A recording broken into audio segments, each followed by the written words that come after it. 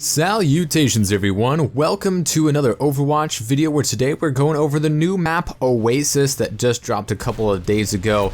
Went into the Oasis only playlist to really get into this map and what you can do with it, and it's a very different map. It's King of the Hill map, but it's very wide open in the three portions of this map. Now this first starting out area, high walls, really great for Pharah. I think she excels in all aspects of this map.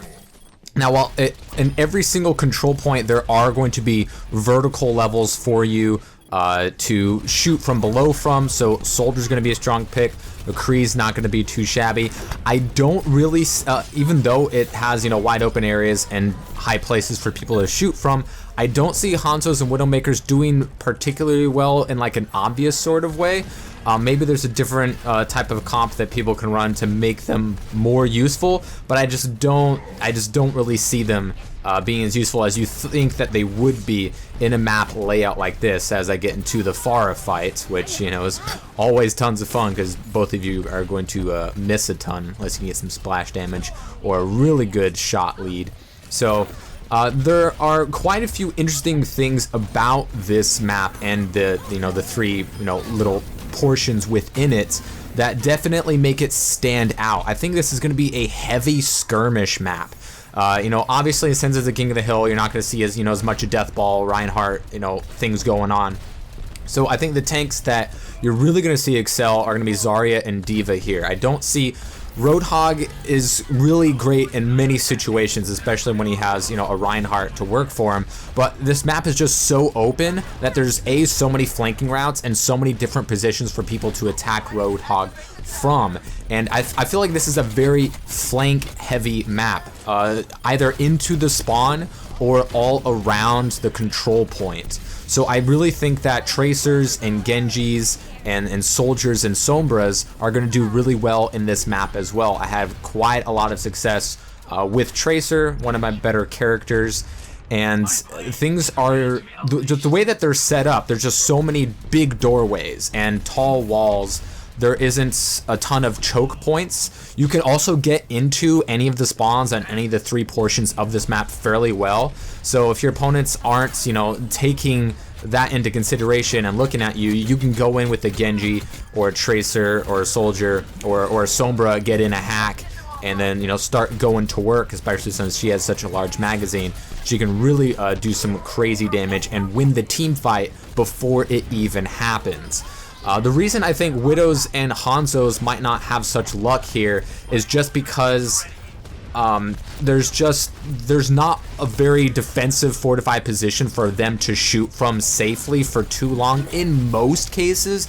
Obviously your mileage will vary. As far as like support goes, I don't see Ana or Lucio doing particularly well as they would in other control points. I feel like Zenyatta may be one of the better healer options to go here. Obviously you can have a Mercy pocket of Pharah or a Soldier from a high ground or what have you, and that can do a really good job, heal your Roadhogs or your Divas or your Zaryas out there. So I feel like this is, just because of those things that I mentioned, this map is going to handle in so many different ways. The fact that it's really good for flankers, it's going to be heavy on the skirmish. You're not going to see as many of your traditional defensive setups because of how wide open it is and how many different areas there are to attack each of the control points. Like all the control points have, these all four sides you can come in from, and will have different levels of elevation to attack from as well. And also, as you can see, the well here, that is not a death well, and that is a way to escape and get a big health pack. There's a big health pack there. So I feel like with this and the third part of the map where there's a big old gazebo in the middle of the control point, ultimates aren't going to hold as much weight because there is always going to be somewhere within the control point that will be safe or an easy place for you to get away from and to safety. So I feel like, typically in control maps like this, you'll see, Lucio's break it down, do very, very well, or a Pharah ult go crazy, or a Death Blossom come and wipe everybody out, or something like that. Here I don't see that happening as much, which will put greater emphasis on the skirmishes, because ults are going to have somewhat of a lesser impact than in other cases. There's going to be a lot of different ways that people are going to be attacking this. The whole stick behind a Reinhardt strategy isn't going to work, as it might not in many other King of the Hill areas. I don't see, Mei's doing particularly well just because she can only wall off so many portions of the map. There's always going to be a way to get around that wall. So I think there's going to be a big emphasis on skirmish fights, one-on-ones, two-on-twos, 1v2s, stuff like that, that can really just help dictate how the match is going to go. And because there's just so many routes to go around, as you can see, this control point, all sides, you can either get from your spawn or flank to very easily. And there's going to be, sure, there's a lot of long lines of sight, but there's also a lot of easy portions of the map to go for a little bit of defense here. So Junkrat, I think, might do fairly well as far as, just being able to blast his grenades around corners. I think that Sombra with her invisibility is really going to be able to, surprise people more often because she has such easy flanking positions. And I really see Genji doing fantastic around here, in your typical dive comp with a Zarya, bubbling him whenever she can. And Zarya, as you can see, I think does really well here because she can bubble herself in case she pushes a little bit too far.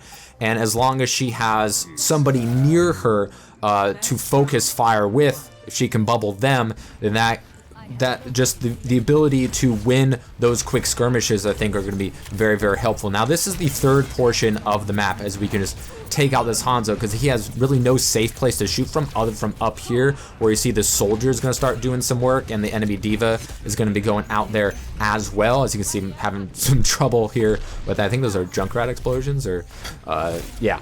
And there's, of course, the enemies are going to be all over the place. It's going to take most people a little bit of a time to get used to the map because it's new, but here is where we have a jump pad, and this little elevated area, we're going to see a lot of soldiers, and McCree's have a lot of luck, and this Reaper just tries to go in. I see Reapers having some possibility to do well in this map, but for the most part, they really have to pick their battles, which is, not saying a lot, when it comes to most maps and stages. Reapers are going to kind of be the wait and pounce kind of characteristics in order to be successful. But there are quite a few spots where he can teleport from above and then Death Blossom down below, so he's always going to have that option available to him. And I really see D.Va doing particularly well here because of her flight. As you saw in the other area, which had the pit, she can fly down, get the big health pack, and fly right back up in one swift, smooth motion. And the fact that her defense matrix is going to be better for those choke points than a Reinhardt shield, because you're going to be able to push after she gets out of her defense matrix, and the people behind her can really capitalize on that. But of course, the aerial threats and all of the different verticalities to this map are really going to change the way that people sort of approach a lot of these battles. And you're going to see more Pharahs, I think, having some luck here. I think you might see some more Sombras. Soldier's going to be as prevalent as ever, and he's going to have a really good time either with long lines of sight or from elevated positions. If he can nail those Helix rockets and really get in on you. Gonna go ahead and ult these two while I can. Reaper's gonna fly away, but not for too long. So, Mei's and D.Va ults, and just peeked around that corner a little bit too much for that self-destruct. That was my B. But ults are gonna have a much less of an impact. You can still catch people and make your combos and synergize with some really good stuff, but for the most part, both teams, I think, are going to be spread out way too much in order for ults to be more successive. So that's going to be a greater emphasis on the skirmish, and that's going to definitely put a greater impact on more self-sustaining heroes who can heal themselves, like Roadhog or soldier, because Lucio's I don't feel like are going to do a whole lot here unless you're a really mobile Lucio that really utilizes your speed boost in order to get into an opponent's spawn and force an early choke while you're holding the point, and it's no longer going to be contested for a while. But that's something really uncommon that we see in the solo queue or anything in the lower forms of the game, as we finish off this 14-1 here and go into the Tracer, where I show you how effective the flanking game can be here. Either Soldier or Sombra or Genji I think could be really good, but with I feel like with Tracer's speed, she can, get in and out of a lot of flanks, get to those health packs, because there's plenty of health packs on pretty much all sides, and she can do a really good job at chasing down the soldiers if they aren't in an elevated position. Otherwise, look out for Junkrats, look out for divas that are trying to take you out when you don't have any more blinks, or if you got Discord orbed, a Zenyatta can be a huge threat. But as you can see, you can really chase people down, especially on this portion of the map, because there's such a long, wide open space from their spawn, and that goes alongside with my team spawn as well. So a lot of these skirmishes are going to start getting closer to the spawn, which some people might not like, consider it as a sport, sort of spawn trapping kind of nonsense going on there. But as long as we've had other maps that have those possibilities for the engagement to start more deep in somebody's spawn, we've seen ways to get around that. This one just might be a little bit more difficult to get out in some cases, but as I said, it's wide open, so you can always switch to a Pharah or a Diva and get that aerial advantage going for you there. As we're going to take out this soldier, there's a little bit of lag there, as you can see, and we're going to go ahead and stick that Roadhog, and then we're going to clean up the Zenyatta and trying to get the plays of the game. There's the Zarya all by her lonesome, not much that she can do, but we're not going to go after her when she has that much of a range advantage. Take out the enemy Tracer, because we are the one true elf Tracer, and we got the golden guns, and we're sitting down high-fiving everybody because we got that team victory. So there's a lot of heroes that might mix